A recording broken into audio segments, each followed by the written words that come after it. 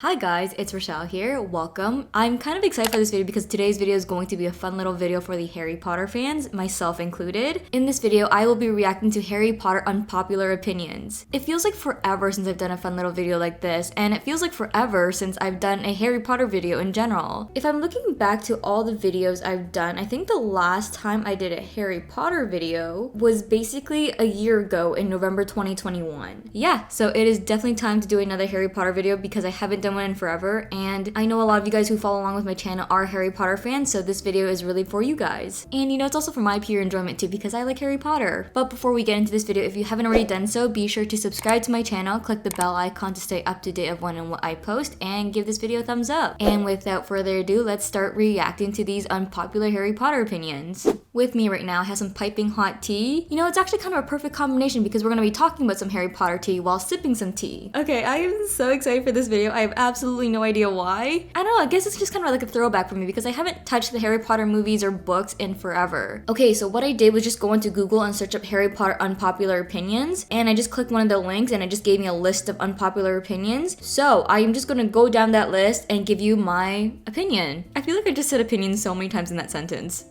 The first one is Neville should have been the chosen one. No.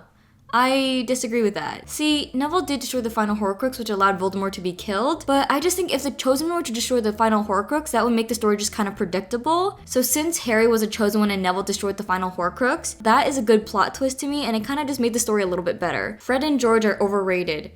Yes, absolutely. Don't get me wrong, I love Fred and George because they're fun and goofy, and they definitely help make a darker story a little bit more lighthearted, but I just think they got a little too much praise and a little too much love from the fans and the audience, and they eventually became a little overhyped in my opinion. Sorry. Hermione should have ended up with Victor Crumb.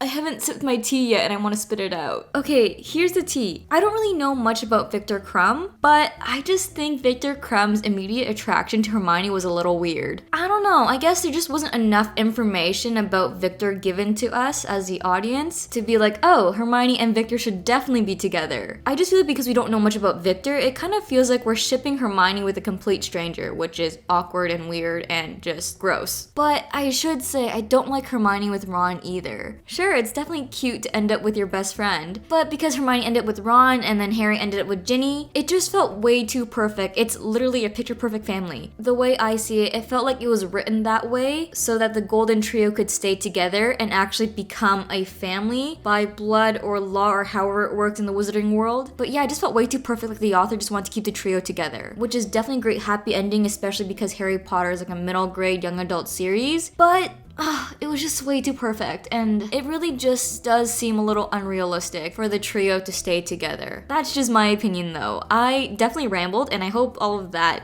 made sense to you guys. The next one is Hermione should have ended up with Malfoy. I actually have to think about this one.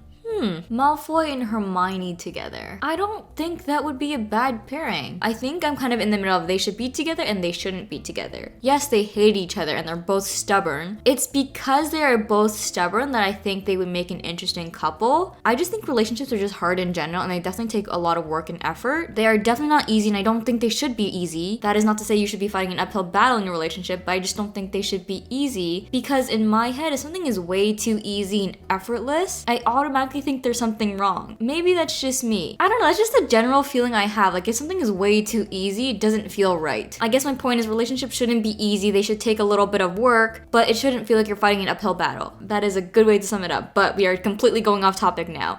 Back to Hermione and Malfoy. They are both stubborn and I feel like they would challenge each other a little bit. I mean, towards the end of the series anyways, they weren't even ripping each other's heads off. So I definitely see it could be a relationship that would take work, but also it may not be exhausting. Okay, let's just go on to the next one. Harry and Ginny should have named their child something else. Yes, absolutely, they should have. Yes, it's great that Harry and Ginny are honoring wizards that have done great things, but again, that kind of feels too predictable and too much like a perfect world. Half-Blood Prince is the worst in the series.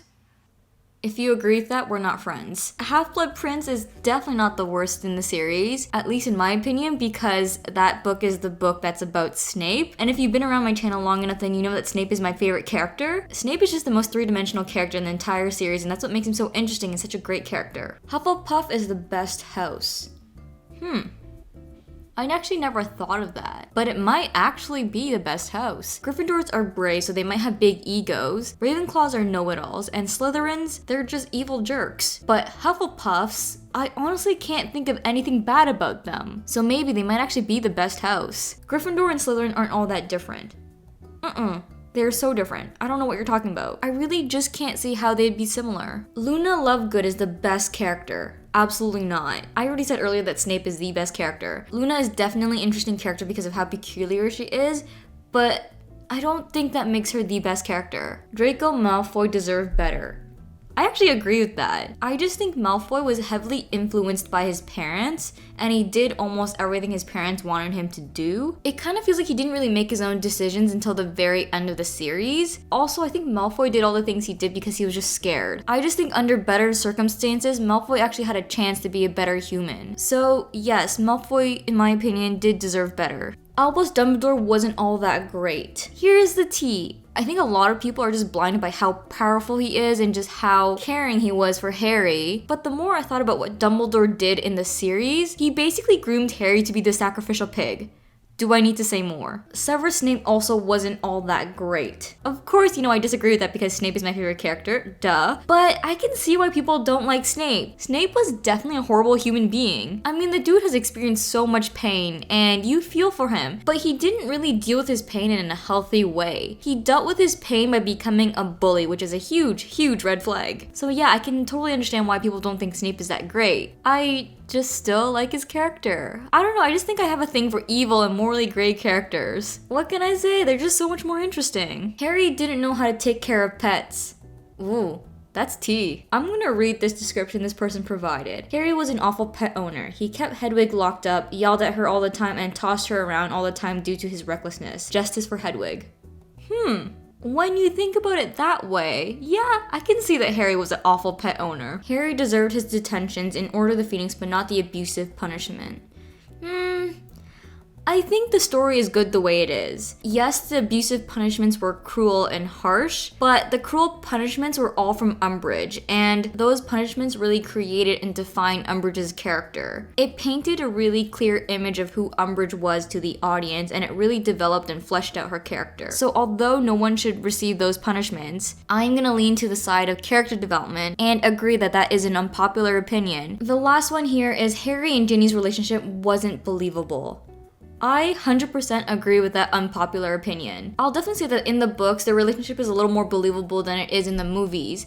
Let me tell you why. In the book, there were some good moments, maybe cute moments between Harry and Ginny, but I just don't think there was enough development to be like, oh, Ginny and Harry have chemistry. It kind of just felt like there was a little something there, and later on in the series when you read that they are together, it's kind of like, okay, I can see how they ended up together. I'm trying to think of a better way to explain what I think, and I think I just got it. Their relationship wasn't expected, but it was accepted. I think that kind of explains how I feel. I hope that makes sense. The development of their relationship was definitely better in the books because in the movies, I didn't feel any chemistry between the two of them in the movies, and therefore there was no romantic development. How I remember, it's just that Ginny, as a kid, always had a crush on Harry just because of how much she's heard of him. But because they didn't really have any moments that developed the chemistry, it kind of just felt like a childhood crush automatically turned into a real relationship, which is 100% not believable at all. I honestly feel like I just tore apart the entire story and series. I promise you, I actually like Harry Potter and I'm actually a fan. It's just the more books I read and the more I experience life as I get older, it's just some things in the series can be questionable, but that doesn't make it bad. For the age group and the audience it was catered for, it is definitely a good series, and it will always remain one of the great joys of my childhood. But yeah, that is all I have for you guys in this video. I hope you guys enjoyed it. Let me know your thoughts about these unpopular opinions in the comments down below. Also, if you guys want to see a part 2, please also let me know in the comments down below if you want me to make that video. This just came to my mind, but I think it would be fun to react to your unpopular opinions. So if I make a part 2 of this video, I will be giving you my opinion on your unpopular opinions. That would be really fun, and it also means if you want a part 2, you should comment and tell me what your unpopular opinions are. Okay guys, before I go, thank you so much for watching this video. Until my next video, if you want to keep up with what I'm up to, be sure to follow all my social media profiles. All the links will be in the description box below. And if you haven't already done so, subscribe to my channel. Okay, and with that, I will see you guys in the next one. Bye! Pull the key out the ignition. Run your mouth but I never listen. You hold me back, will never last. Keep talking all your shit. Wondering how all this started. You left me broken hearted. You flip my words, yeah, this love hurts. Keep talking all your shit.